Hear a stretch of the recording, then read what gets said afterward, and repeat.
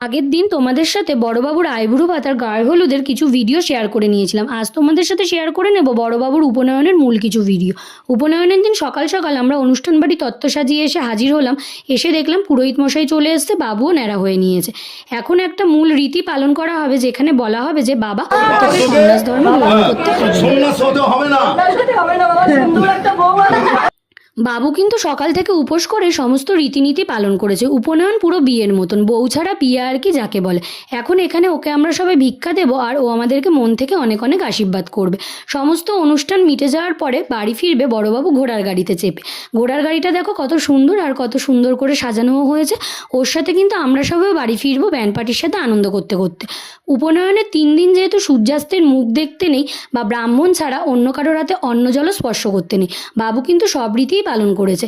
3 দিনের দিন ভোরবেলা সূর্যাস্তের আগে দক্ষিণেশ্বর গঙ্গায় বাবু আর আমার জামাইবাবু গঙ্গা স্নান করে সূর্য প্রণাম করেই কিন্তু সবার মুখ দেখেছে বা প্রত্যেকের হাতে অন্ন জল গ্রহণ করেছে। এত ছোট একটা বাচ্চা যে সব রীতিনীতি এইভাবে পালন করবে, এটা ভাবতেই অবাক লাগছে।